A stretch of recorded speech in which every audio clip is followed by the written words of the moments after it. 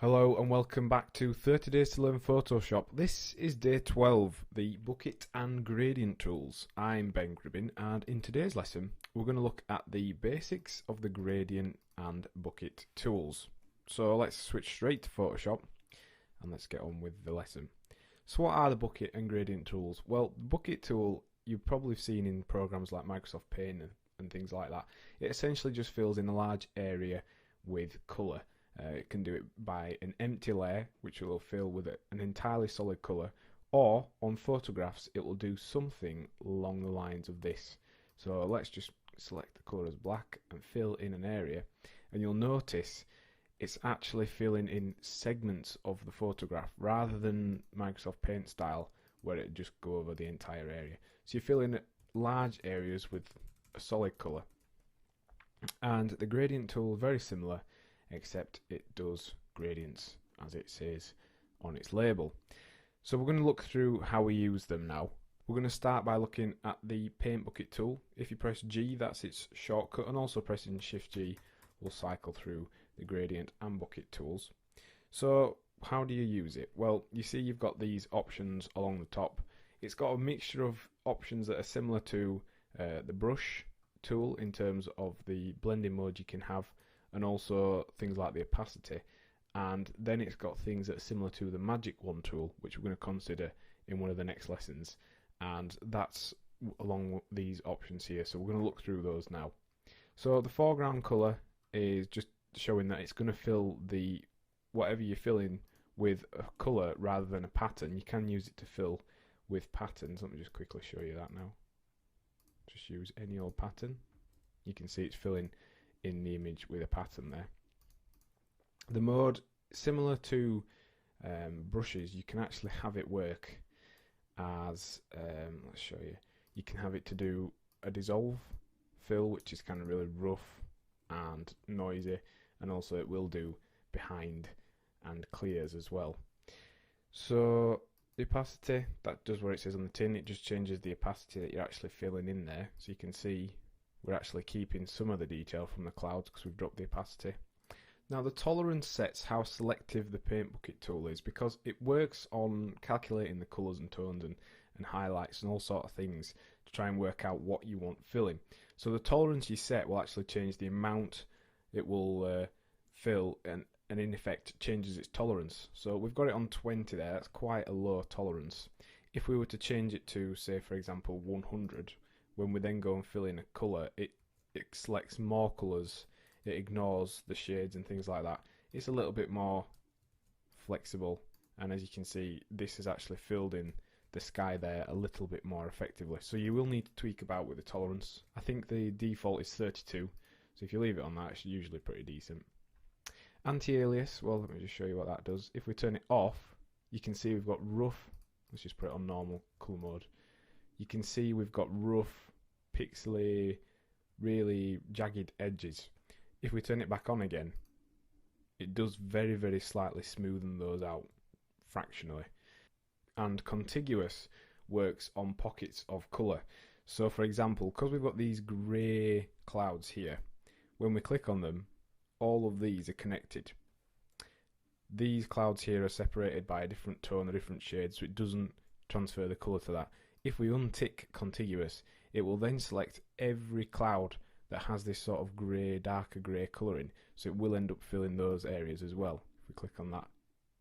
So it's managed to jump across areas that aren't connected, so it's a little bit quicker, but it will end up filling in areas like down here, so you've got to be a bit more careful when you're using contiguous off.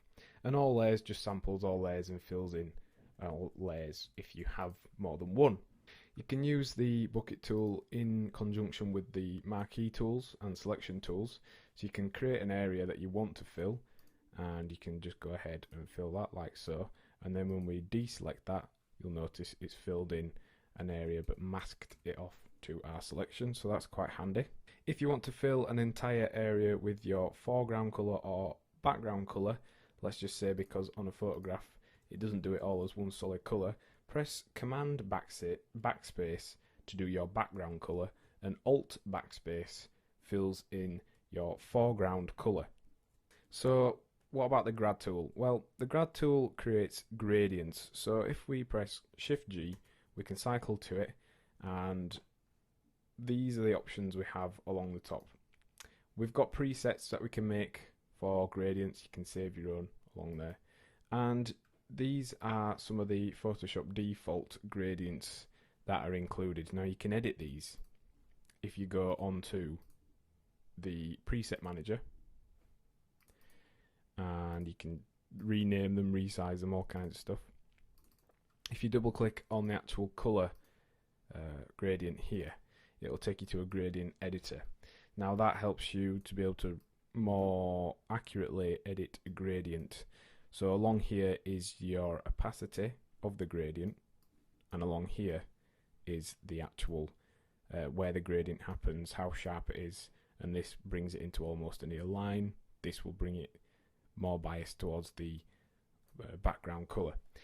In order to change that, just double click on it and you get the color palette, and you can enter any colors you want on the scale, and then that adds that in, and then you can just tweak about with the different options along there.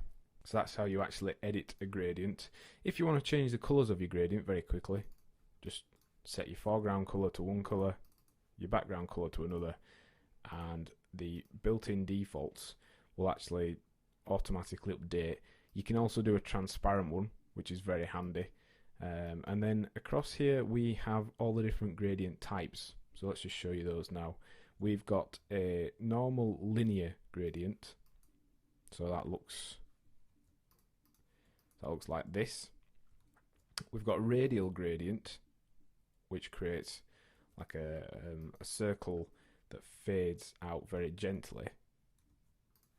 We've got a diamond gradient, which creates a hard line with a gradient that curves around and fades out, and a reflected gradient, which creates the kind of a bar of a gradient in the middle. And then finally there's diamond gradient, which creates a diamond shape gradient. So in order to use this tool, it's very simple, a little bit tricky to get the hang of though. All you do is you click and draw a line.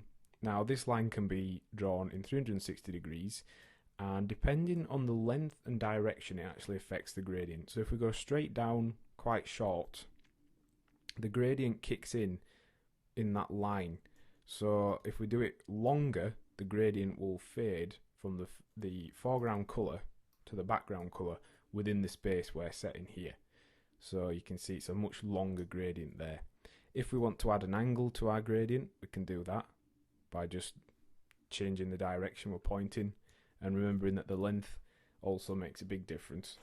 So we're going to show you how we can practically use the gradient tool now. We're going to repair this cloud scene here because we've actually got some vignetting on the end of the corner of the photograph thanks to our camera. So what we're going to do is we're going to select the white or really light blue colour from the clouds down here. Then we're just going to switch the colours, so that's set that to the background colour. Remember we talked about that. If you press X, you can switch your background and foreground colours.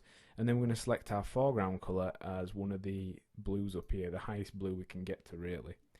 And what we've already done is we have cut out the sky from an additional layer. So we've got this original layer here, which is the original photograph, and we've got this cut out section here, which is everything but the sky. So what we can do now is on this layer we can recreate the sky gradient and hopefully remove this vignetting. So we're going to start about here with our line. We're going to drag it straight down, and if you want to create perfectly aligned gradients, i.e. you want them straight down diagonally or horizontally, if you press your gradient tool and then hold shift whilst you're doing that, and essentially it gives you 9 different options. You've got straight up, you've got diagonal ones, and you've got horizontal ones. So that will make sure your gradients are perfectly aligned. So let's just redo that. Let's start up at the top. We're going to get our gradient to start fading out to white somewhere down here. And you can actually start the gradient lower down if you wanted to. So it takes a little bit of practice, but play around with the gradient tool, because once you do get used to it, it works an absolute treat. So you can see there we've kind of replaced and repaired the sky so that it now looks much better than it did before with this vignetting on there. As with all the other tools, you've got a couple of options for how it works, and also the colour modes. They've all the different colour modes accessible from this tool, so you can do behind gradients, which you can't see because it's behind that one, and also a dissolve one, which will give it a much more jagged, noisy appearance. You've got opacity, so you can set the actual opacity of the entire gradient, and you can add multiple gradients over the top of each other then. And you can reverse the colours if you want to quickly reverse between your current settings. If you click reverse on the options bar, you can see there it's just reversing the way our colours are going. And then again, dither, this just helps smoothing out any banding. If we turn that off, you can see we have got some light banding across here, whereas if we turn it on again, it does help to smoothen it out, especially on these longer gradients, and that's just because of the way colours are displayed on computers. And then transparency, if we untick that when we enter our transparent gradient, it won't actually work as a transparent colour, it'll just simply fill over the entire thing. What are we learning in today's lesson? Well, we've considered how to use the bucket and gradient tools, looked at all the basics of those and all the different settings and options we have. So your task for this lesson is to practice filling a layer with colour using the bucket tool, and do that by doing a mass colour application. Also practice on a photograph, just adding in colours where you want to do, and then also practice making different gradients, experimenting with colours and tighter colour changes. Next time on 30 Days to Learn Photoshop, we'll be looking at the lasso and marquee tools. Thanks for listening.